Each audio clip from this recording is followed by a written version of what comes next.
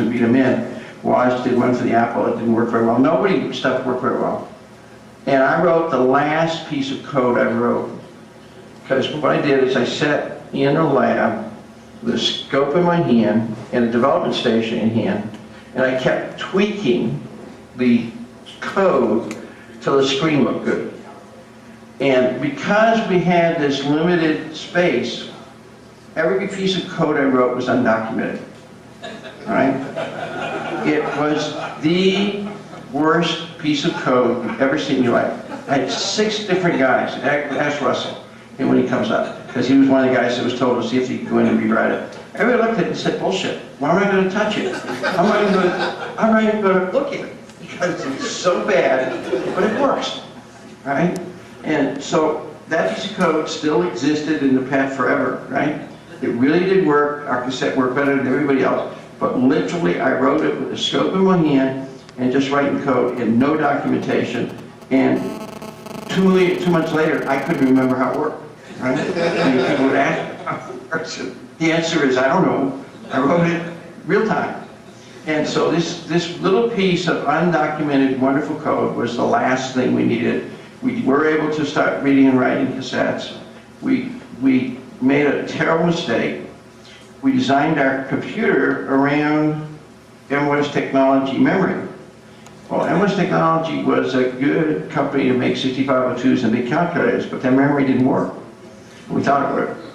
So we had to go in and redesign the product in a real hurry around some Cinetech product, which luckily did work.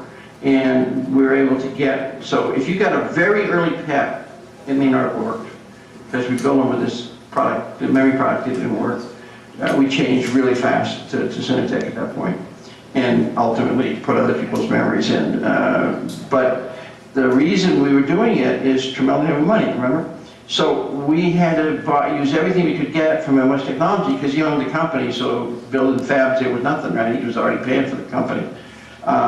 So 6502, all the other stuff, everything in the ROM was all of that. So one of the key concepts was putting the ROM in BASIC. When putting BASIC in ROM, remember, I had a crummy cassette. Right? Simon was one of the few guys that ever paid Bill Gates for his software, and he tried loading it off a cassette. It was a real serious issue, and it sounds to you obvious. But at that time, ROMs had just exploded, right? They'd gone from really small to really bigger. And so the idea of building in the basic operating system, how the screen worked, and all that stuff in ROM was brand new. And in fact, Radio Shack actually did their first machine in such a way they had to redesign it to be able to fit enough ROM space in, because they screwed up and didn't put a basic in. Apple had to hack around their machine in order to be able to get the basic in. I had put it in ROM anyhow already. And we designed using a ROM. And because M-West Technology was good at making calculator chips, which are heavily ROM-based, they were able to make a good-sized ROM that worked. And we made good combo chips that worked, which is why we made the Atari game work. So at this point, we know we're going to be in ROM. We know we're going to be able to do all of these things. So we were ready, okay? Tremel wasn't. He basically said, build me a prototype and show it to Radio Shack. So Peter and I worked day and night, literally 3 days, 3 nights without sleep at January CES show in Chicago to get a computer that we could show to Radio Shack. Well, 2 days into this thing, we finally get the screen to start to work, and when we discover it's upside down. I don't know if any of you ever tried making your own monitor. That's a fairly common mistake, right? It's sort of like your eyes, right? Your eyes really see everything upside down. Well, if you build it initially, you'll make it you'll make the screen upside down. So we had to learn how to do that, call it California, and I think we actually got Anna Mosman to teach us how to do it, to put it right side up. And we got the thing ready, we showed it to Radio Shack the last day of the show. The guy at Radio Shack says, okay, I want to buy 100,000. And Tremel says, okay, but you got to buy 3 million calculators with it. The guy says, screw you, I'm left, I'm going to do my own. And literally, that conversation took less than a day. And so the product we had designed, which was hoping that we'd get a big OEM contract from Radio Shack, because Jack needed the money, had gone out the window. So at that point, Tramel's a little bit impressed with the fact we work so hard and sort of got something to work. So he said, okay, keep going for another 3 months. Well, luckily, what happened in that 3 months or 4 month period, whatever it was, is this funny little show called the West Coast Computer Fair, right? Which is the very first hobby show on the West Coast.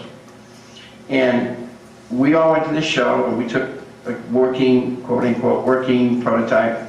And Apple took a quote unquote working prototype, and most everybody else was sitting there with hobby computers. But what impressed Tramel was standing outside of this hall was this queue of people paying $25 to walk in and look.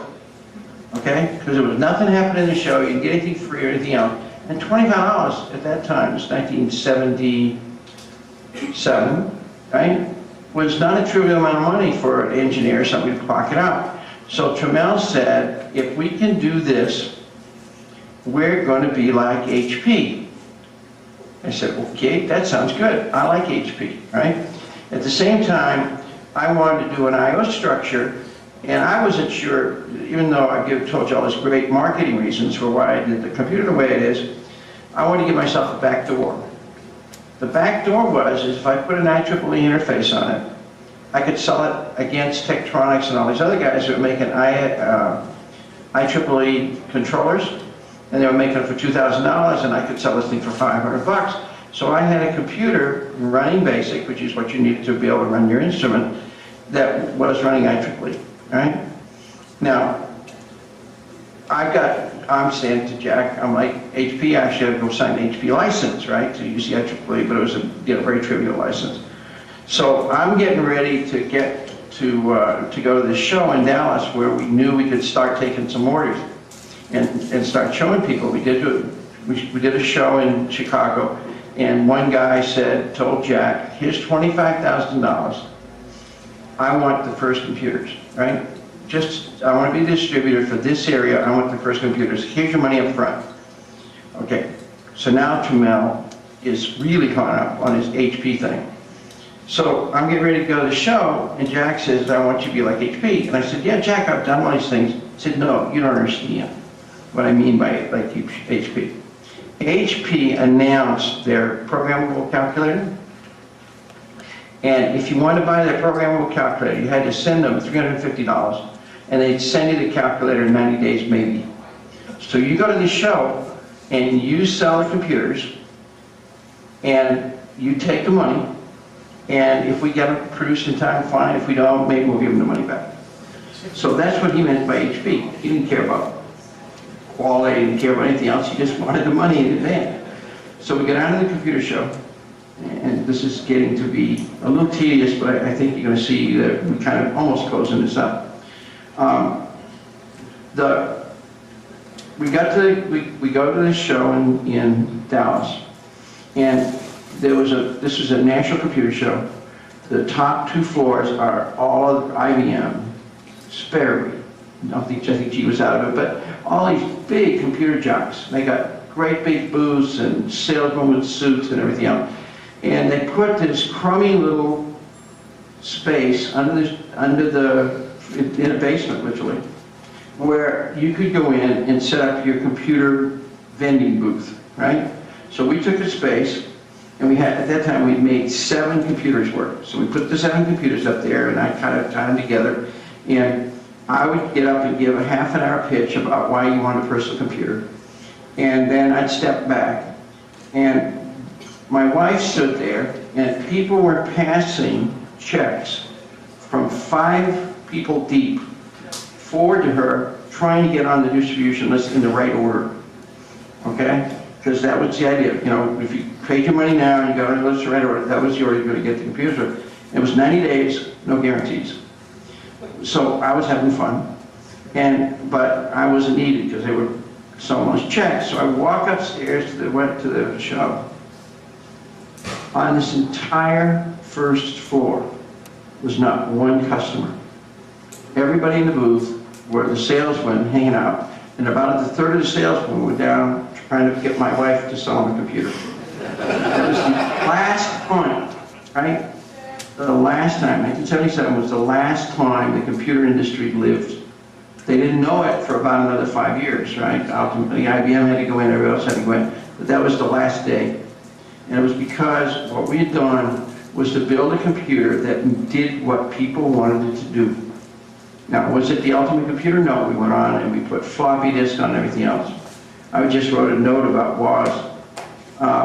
You know, when we all started, we were kind of competing, but you know, ultimately we weren't competing. Gates would go to the show, Marco would go to the show, I'd go to the show, John Roche would go to the show, wherever it was, a financial presentation, anything else, and we would have to tell people why they wanted a computer.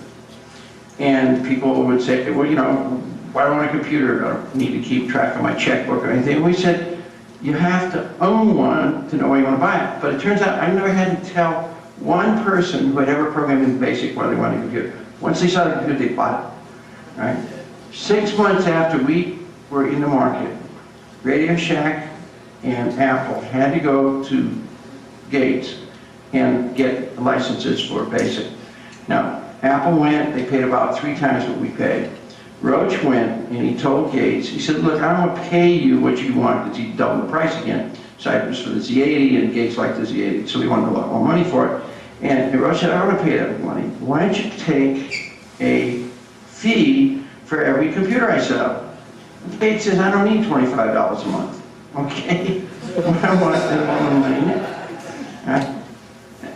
That money that he got from Roach and those guys gave him enough leverage that when we introduced the computer in Japan, there was a guy by the name of Kenichi who started a magazine. He was 19 years old, started a magazine called ASCII, which some of you may have heard of. Kay came to the United States, met Gates at a show, the two of them fell in love with one another. He went up to Microsoft, put Gates into Japan to do what was called the, it was called an X computer, okay? And all these guys paid Gates up front for BASIC. So all of a sudden, Gates had a standard product called BASIC. You had to have it. And he, Bill Gates, now had a bunch of money from these guys in Japan. Those guys in Japan had the misfortune to come out with their beautiful new computer right against the C64. And of course, they got killed, right? So you never heard about it, right? Most people in the United States didn't hear about it because by that time the VIC-20 had been out a little while and the C64 came along and just killed them.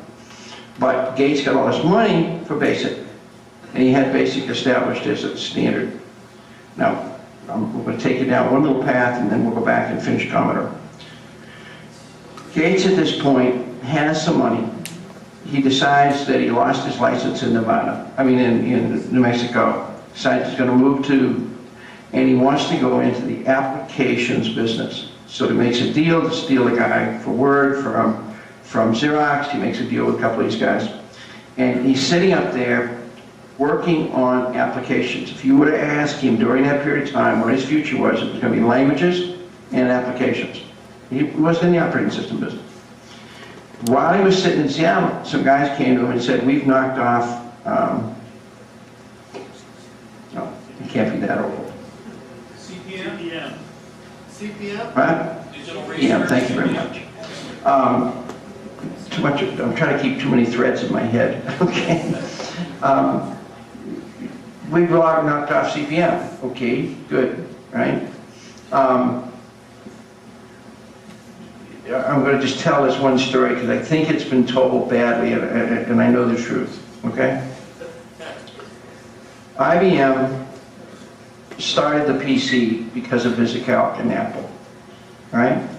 Because of VisiCalc and Apple, IBM was willing to go into the computer business because a lot of their customers were buying Apple IIs and taking them into the office, and they wanted to stop that, right? But most of you don't realize that at that time IBM was very successful with a word processing system, that they were going head to head with Xerox. So there were two things that control what the original PC was. It couldn't compete with data. So therefore they had to put a lot of limitations in, which ultimately Joe Kruki took out in the second version of the PC. And secondly, they had to target it clearly at the same market as the Apple and less at VisiCalc. So they went on this buying trip. They went to Southern California, and they had to buy floppy disks from somebody. And Juggy Tan had just gone into business, so they signed Juggy up because they couldn't buy from Xerox. It was Shugart. And then they went up to Monterey to buy CPM. Well, they had gotten a contract that they'd given the guy at CPM, and there were a couple phrases that the CPM contract had in it that IBM, under their consent decree, could not sign. So they kept telling the people that were talking to them at CPM, we can't sign your contract. Please accept these changes. We're not going to rip you off, none of that kind of problem, but please, we're on a consent decree. They didn't actually say we were on a consent decree, but it was obvious what was going on.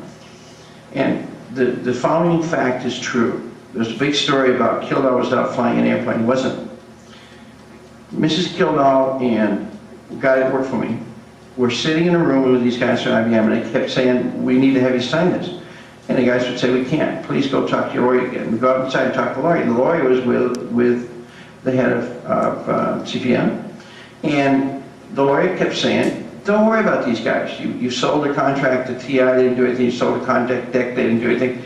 Don't let IBM change it. The guys were making money off them, or the guys doing the SOL and all this other thing. And if you make this change, you'll have to go back and redo that contract.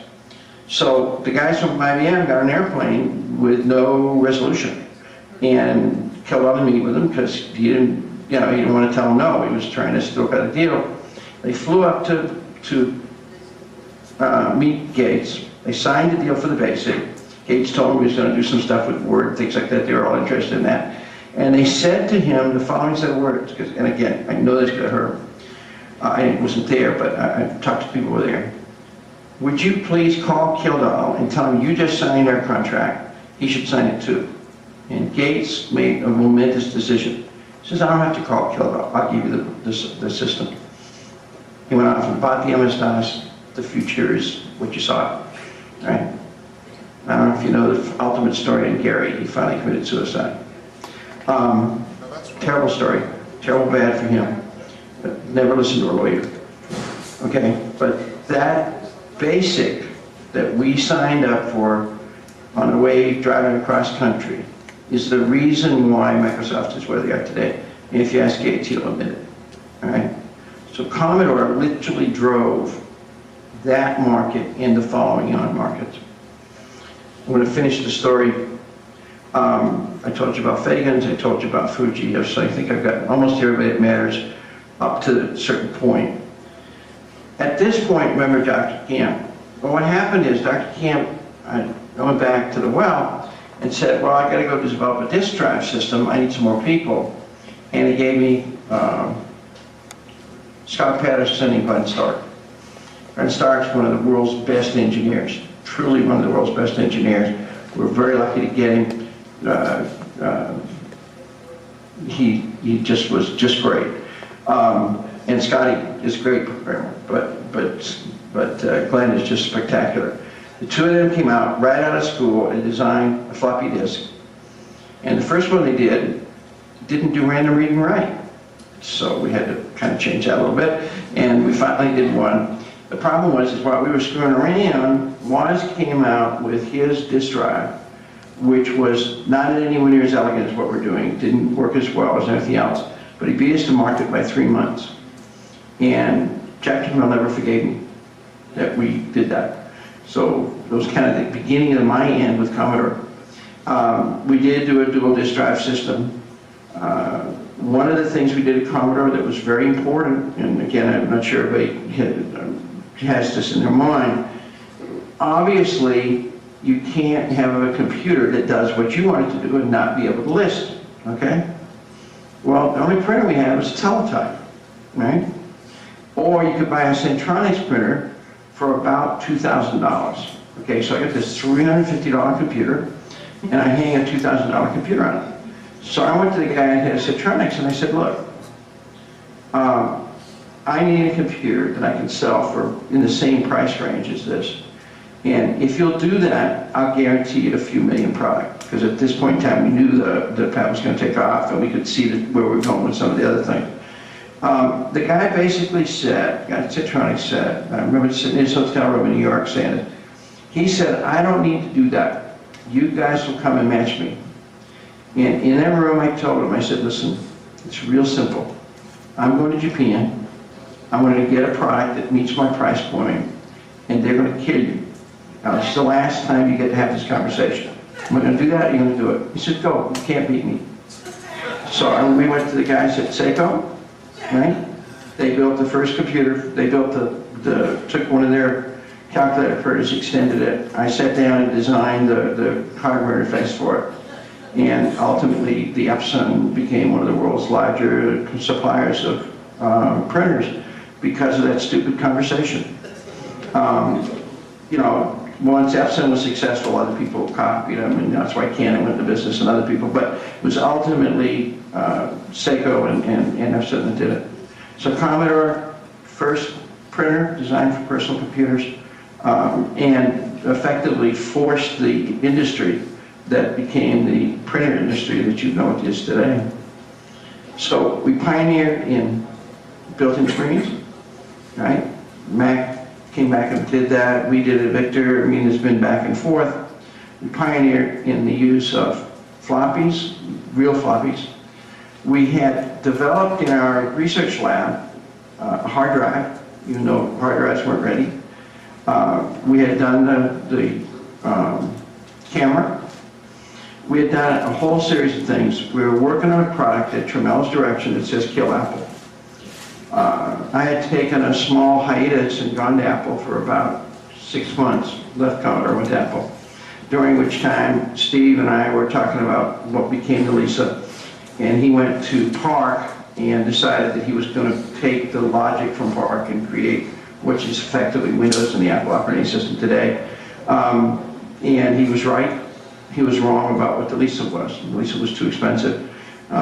Luckily, a guy by the name of Jeff Raskin invented the Mac and saved Apple again. But that period was very useful for me because I was there and we knew I kind of knew where Apple was going. So Tramel wanted to beat them. And so I'm going to take it over at the end of the story. We've now built several extended versions of the Commodore product, most of which were sold mostly in Europe, right? And you've seen them, they're the fancier printers, the machines with more memory, these products. And we were getting a reasonably decent business market for those products in Europe.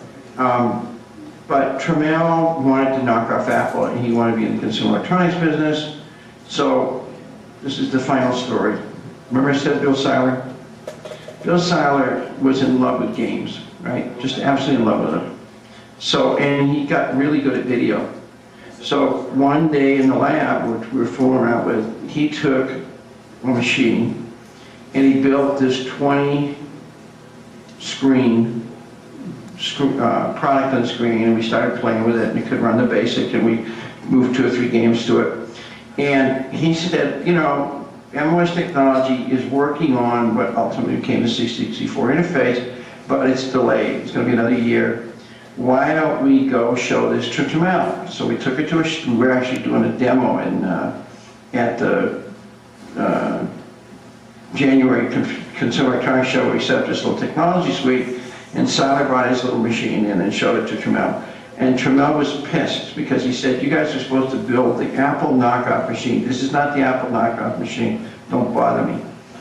I'm going to finish the story right now. Without the work that the guys at MOS Technology did to follow on with the work that Seiler had started but was told to stop, there never would have been a VIC-20. There never would have been a Commodore 64. Because shortly thereafter, Tramel disbanded our laboratory and all of us went off to do the first MS-DOS machine. But because the guys at MOS Technology picked up the ball and ran with it, saying, this is a product that needs to happen, they got Jack to listen. Seiler actually did a lot of work. Stark did the interface, Fagans did the software. It doesn't matter who did that, but the drive came from the guys in the lab. And then we bailed out because Tramel basically told us to quit doing what we're doing.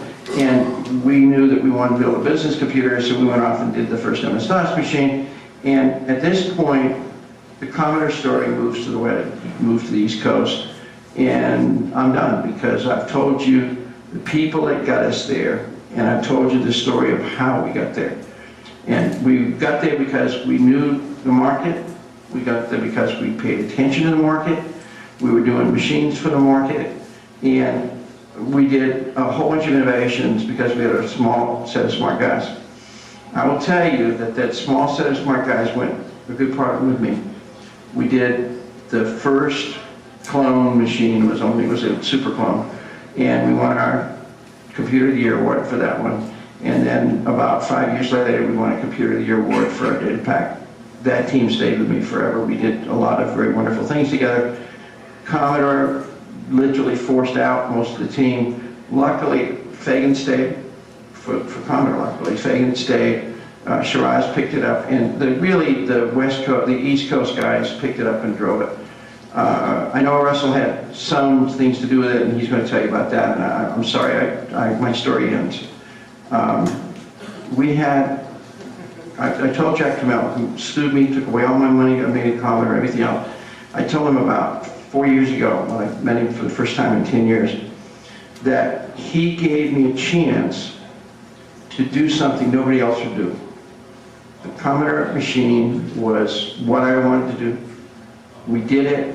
We did it as a small team. It worked. The things we did later on worked. But without Trammell, without Peddle, without all these other people I've told you about, none of this would have ever happened. And I've tried to, in this little story, tell you about how we got there and why we got there. And one last little piece. Seiler got to be really good with computers. Right? By the time we were ready to go, he's sitting there playing with it and everything else. And we're getting ready to go to a show. And I said, look, Bill, in a year from now, there's a whole bunch of kids that are going to take this machine you've been playing with and they're going to kick your ass. Because they are going to grow up without any inhibitions. They're going to know how to do any, remember this Project Mac? They're going to grow up with the ability to create anything. You're too inhibited. He didn't believe me. He thought he laughed at me. A year and a half later, he comes to me and says, you're right, they're kicking my butt. And he was good, right? What's happened is, and probably 3/4 of the people in the room I'm talking to, are the people that came along next. And you've created a world. I happen to live in it, a bunch of other people in it. We had the fun to start it. We've had the fun to see it grow. But the people that made it happen were the people that came along next that could feel about computing in a totally different way because of what we did. End of my story.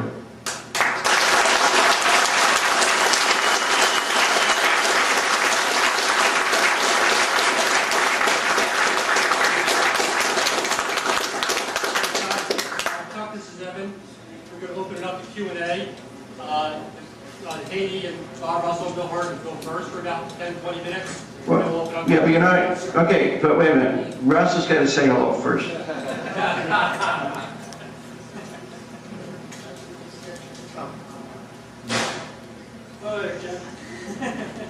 I know you never forgave me for the fact we left you behind. Well, it's a kind of mutual decision there, I think. So. I know it was, but I was just teasing, right? No, seriously. We lost track of you, you know, in the last few years. So hopefully you're going to tell me what you're doing sometime, right? I've tried to reestablish contact with some of these guys. Well, I'll send you an email where Will's at, because I run into him at auto shoes that look regular faces out here. So. Yeah, but I'm also interested in what you're doing. I think you and I got caught up one time, not that long ago. But you got to see my factory, my 4,500 computers. You got to tell me what you're doing, okay? Anyway, I'm sorry for this personal interlude, but he was, by the way, where did I hire you from? You got me directly, Roger got me into your organization. So That's where I was going to make the point.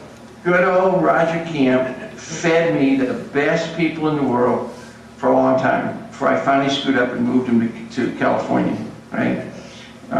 It was like, you know, I think every year he'd find somebody that could stand weirdness and send them our way. And, you know, those people, every one of the team he sent me was spectacular, right? I mean, They were all a little idiosyncratic in places, right? You less than some of the others, but on the other hand, they, you know and I know that they made it happen. Okay, this is Evan again. We'll have 15 or so minutes of Q&A from your Commodore guys. We'll open it up to the general audience. They don't have anything to ask me. How well? We've all told the same lies. Hey Chuck, this is Bill Herd. Bill Herd, I've read about you now, that book. Can you remember the name of the book? We should make sure everybody's read it. On the Edge. What's the name of the book? It's called What's On the the name of Edge. What? On the Edge, yeah. Yeah. Make sure everybody knows about it if they don't already. That guy did a great job of writing you up, right? I don't know you, but I know you drink heavy. Actually, my last drink was 17 years ago on May 29th. Is that right? Congratulations. Yeah, so I just celebrated 17 years. Congratulations. So I have the memories of a crazy person that lived in the Commodore environment. We didn't get to be the pioneers that you were. My experience was mostly about kind of the environment we inherited and how to live in the days of Tramiel and live, right after Tramiel. But I do have a Chuck Peddle kind of story, kind of question here. One day I was talking with Benny Cruden. I don't know if you knew him or remember him, but Benny was one of those people that would just light the room up with his laughter. And so in a real stressful environment like that, you'd go seek out Benny sometime. Benny, please help me. And we were talking about something on the O2, and he goes, wait a minute. He grabs me, we go into the Calma area, and he grabs Michael Angelina. And Michael says, yeah, we've got that somewhere here. And I go, got what? And he goes, it's over here. And I'm like, what? And he opens the bottom drawer of the drawings, and there's like a handwritten 6502 schematic. And this was like a religious experience for me. It's like the lights dim, there's chanting and incense burning, and I didn't know you guys had actually written it on parchment, but that's what it looked like. It's all coiled and everything. And we're looking at this hand-drawn schematic, and then suddenly Benny starts laughing, and he taps what would later become known as the SO pin. And it says in pencil on this, it says CP or CPS. Do you remember what that pin was? No. And they called it the Chuck Peddle Special Pin. And that was named after your desire for the set overflow pin on that processor. Ah, okay. Yeah. So it's just funny to see it in pencil written in there. It's kind of a homage to a desire you had to have this input into this. Benny was the only guy I ever knew that used it. Used it in a disk drive for like the fastest 6 microsecond loop you can make or something like that. Yeah, well, what we did there, I'll be frank with you, we started with I could have spent a lot more time on the MS Technology story. What we did is we took the minimum set that we got from Carnegie Mellon and from DEC, and we put in the addressing extensions I wanted. And then when we got down at kind of the end, we kind of said, okay, what are the things we can add without blowing the chip size? Because one time we blew the chip size 10 mils, which was verboten at that point. And Will and I had to spend like a week, erasing lines, doing AND gauge, doing everything we could to get the chip size back down. So it was hard to get another instruction in, but so if it was something easy, we put it in if we had the pins and everything else. So I think I remember that was just, it was there, it was kind of easy to do, so we did it, right? Right. Was the 6502 really designed to be a printer controller? I heard that rumor, that the X and Y registers were for the print. Not at all. Okay. Not at all. No, X and Y are, obvious, right? X and Y, they're variable, but if you look at them, they're very powerful index registers, right? Yeah. I grew up in a computer environment, I understood indexing, but I had to do a design with the PDP-11, and those guys are really good at, they were guys who are really good at addressing, and so the combination, I just did some things that were obvious to me had to be done. But you gotta remember, the 6502 was never intended to be a central processor, ever, right? If it wasn't for Gates having an interpreter, that thing would have died from that standpoint. It would have been used in tons of places, it's still used in tons of places. But the interpretive BASIC, right, I didn't bother to talk about that very much, but the fact that BASIC was an interpreter is why we could use the 6502, right? I mean, what do you do with a 64-byte stack? Right. What? Yeah. Hey, Bill, Bill did a nice job in the 816. I don't know if you ever looked at the 816, but he did a pretty good job of extending that. Right. I spoke with Bill Mensch once, and unfortunately the conversation didn't go well. You know, I did. By the way, you're part of a cast of thousands.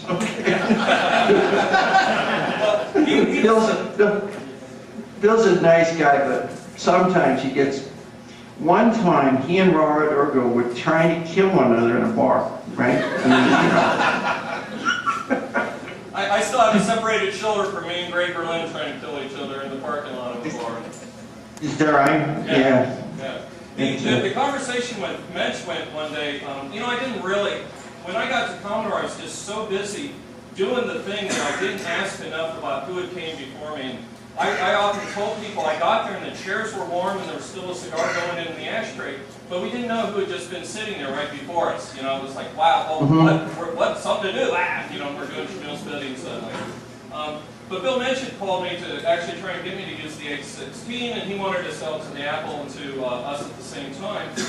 And he caught me in a moment when I was busy, and then we started rubbing each other the wrong way, and he started explaining to me that having too many registers was bad, because then you'd have to just save them during the interrupt. And that kind of ended our conversation. I said, you know, look, I'll have to get back to you. But he tried to sell us the long and short instruction set, which is kind of where processors went. And I walked over to Freddie Bowen and said, can we use long and short? And he said, the kernel will never know whether I'm in long mode or short mode, so no. Yeah. So that ended my conversation, unfortunately, with Bill Mensch. I should have, you know, but what I realized at the time, he was trying to sell it to us and Apple and create a Mensch dynasty, as we call it. Right. So that's, I can. Yep. Hey, suburban legend, right? Urban legend question for you. You mentioned the pet name. There's an urban legend I tell about the Vic, and the Germans telexing over saying, please don't call it the Vic. Do you know that story, and is it true? Yeah. Yeah. It has some relatively bad meaning. Yeah. In German. I don't remember that one. I remember them saying that, but I don't remember what the word was. I remember the French thing because it was such a laugh. Yeah, the story I heard was that we would get a telex that says, by the way, I can, you know, bring the computer over to the show. By the way, please don't call it the Vic 20. It means fornicate. And we promptly ignore the telex, and we get another one. We mean it. Don't call it the Vic 20, and we ignored that one. And so their answer was, when we got there, they had these VC20 labels made up for us, and that became the way we used telexes.